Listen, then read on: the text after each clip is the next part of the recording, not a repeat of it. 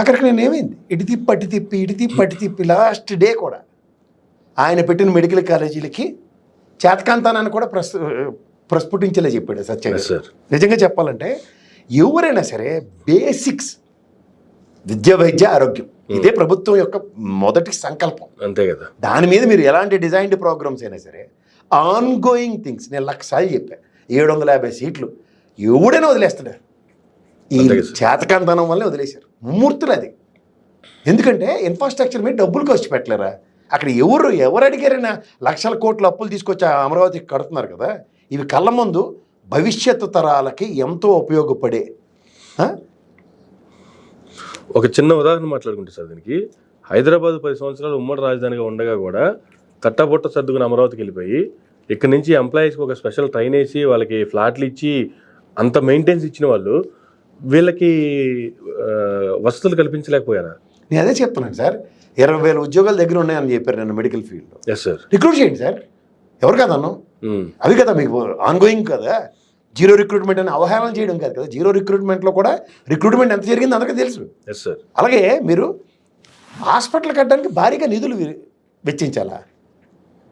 మరి ఇది ఆయుష్మాన్ భారత్ అని కేంద్ర ప్రభుత్వం నిన్నటిదాకా ఆరోగ్యశ్రీ అని చెప్పి మీరు ఇస్తున్న దానికి రాష్ట్ర ఖజానా నుంచి డబ్బులు ఖర్చు అవుతున్నాయి కదా. మనం తయారు చేసి డాక్టర్స్కి అక్కడ ఆన్గోయింగ్ ట్రైనింగ్లోనూ అట్లను మీరు కండక్ట్ చేస్తే 17 మెడికల్ కాలేజీలో ఆరోగ్యశ్రీకి దానికి అనుసంధానించండి. సార్. ఇన్ఫ్రాస్ట్రక్చర్కి డబ్బులు ఎక్కువగా వెచ్చించాలంట. నిజమే, మీకు రాష్ట్ర ఖజానా భారం తెలుసు కాబట్టి మీరు ఆ స్టేట్మెంట్ ఇచ్చారంటే ఒప్పుకుంటాం. కానీ మీరు ఇటుపక్క అమరావతి కాటికి ఎన్నేసి వేల కోట్ల అప్పులు చేసి దాని మీద ఖర్చు పెడుతున్నారు. మౌలిక సదుపాయాలు ఫెసిలిటీయే లేదట. ఫ్యాకల్టీని రిక్రూట్ చేయడం కష్టం. అంటే ఉపాధి కల్పన. మీరు ఏం చెప్తున్నారు? సంపద సృష్టిస్తాం, ఉపాధి కల్పిస్తున్నారు లక్షల మంది దగ్గర. Faculty recruitment is also part and parcels of ఉపాధి కల్పనే కదా. దాన్ని చేయరంట. అంటే ప్రైమరీ మోటోవే డివైట్ అవుతుంది ఇది. ప్రజాస్వామ్యంలో మీరు ఏ ప్రజాసాంఘిక పాలన అందిస్తామని మీరు ఏ సమదంపుని వచ్చారు లోపలికి.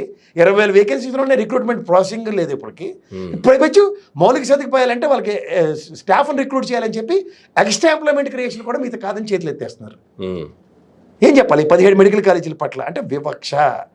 ఒకడు మంచి చేసింది మీకు నచ్చదు, ముమ్మూర్తిలో నచ్చదు. ఎందుకంటే జగన్మోహన్ రెడ్డి అనే ప్రభుత్వం మీద మీరు అక్కసు వెళ్ళగక్కోవడానికి అతను ఏం చేసినా తప్పే అని చూపించడం ప్రాథమిక ధ్యేయం ఇది. అందుకని ఏం చేస్తున్నారు? ఖచ్చితంగా ఇది ఇలా జరగదు, ఇలా జరగనేమో అని చెప్పి చేసుకుని వెళ్తున్నారు. దానివల్ల నష్టపోయేది ఎవరు? ప్రజాస్వామ్యంలో ప్రజలు. మీరు మీ ఇగోల్ని జస్టిఫై చేసుకోవడానికి మీరు చేస్తున్న రాజకీయ రాక్షస క్రీడ. ఆ క్రీడలో మీరే ప్లేయర్స్. ఇప్పుడు పావులుగా ఎవరిని? ప్రజలను వాడుతున్నారు. అక్కసు అపోజిషన్ పార్టీ మీద ఉంచుకుని అంటే గ్రెడ్జ్తో మీరు పాలిటిక్స్ చేస్తున్నారు. ఆలోచించుకోండి సార్. అవతల పోర్టులకి అదే పని చేస్తున్నారు. రూపాయి ఈ బడ్జెట్లో అలొకేషన్ లేదు. కళ్ళ ముందు కేంద్ర ప్రభుత్వ పరిధిలో ఉన్న వాటిలన్నింటినీ ఇలా నీళ్లు నువ్వులు పోసి ఆ లేదాన పోసేస్తున్నారు. ఏది? Vizag railway zone. ఇంకా మిగిలింది ఏముంది? Steel plant. దాన్ని కూడా అప్పనంగా అమ్మేస్తున్నారు. ఇంక దేనికి మీరు? దేనికి రాష్ట్రం? ఈ ఫెడరల్ సిస్టంలో రాష్ట్ర ప్రభుత్వాలు రాష్ట్ర ప్రయోజనాలను పరిరక్షించని ఫస్ట్ టైం ప్రభుత్వం చూస్తున్నాం ఇక్కడ. పోలవరంకి అతి గతిలే. మీరే బడ్జెట్లో 6,000 కోట్లు శాంక్షన్ చేసుకుని డయాఫ్రమ్ వాళ్ళు రెక్టిఫై చేసుకుంటూ కూర్చుంటారు. కేంద్ర ప్రభుత్వం నిధులేవి? ఆర్ఆర్ ప్యాకేజ్ ఏది? ఆడిపోసుకున్నారు కదా జగన్మోహన్ రెడ్డిని.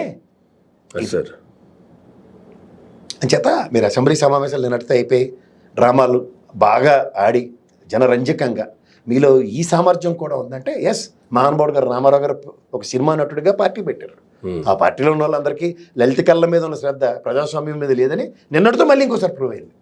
ఆ లలిత కళల్లో కూడా వాటిని ఎంత సినిమాటిక్గా దాన్ని కూడా అక్కడ కూడా జగన్మోహన్ రెడ్డి గారిని అవహేళన చేయటం, దానికి సీఎం గారు, డిప్యూటీ సీఎం గారు, నాట్ ఓన్లీ ఇంకా మెంబర్స్ అందరూ ఆడ కూర్చున్నటువంటి అసెంబ్లీలో ఉన్నటువంటి ఆల్ ఎమ్మెల్యేస్ అందరూ ఆల్మోస్ట్ కుర్చీల్లోంచి కింద పడిపోయిన అవ్వడం ఒకటి మిగిలిపోయింది. ఇప్పుడు స్పీకర్ గారు నిన్న మాట్లాడుతూ రఘురామకృష్ణరాజు గారు బుచ్చే చౌదరి గారికి బర్త్డే అట.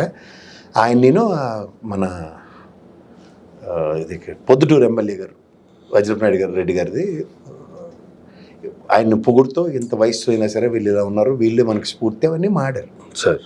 అక్కడేమో రాలిపోయే పువ్వు అని చంద్రబాబు నాయుడు గారు సమక్షంలో ఆ పాట పాడుతున్నారు. ఎవరిని అవమానం చేస్తున్నారు? సార్ వయసు వాళ్ళకి ఏముందో అది కూడా జోక్. పవన్ కళ్యాణ్ గారు అంటే సినిమా నేపథ్యం కూడా అసలు ఏమి తెలియదు కాబట్టి అలాగే ఉంటుంది. Leave it. బట్ ఏంది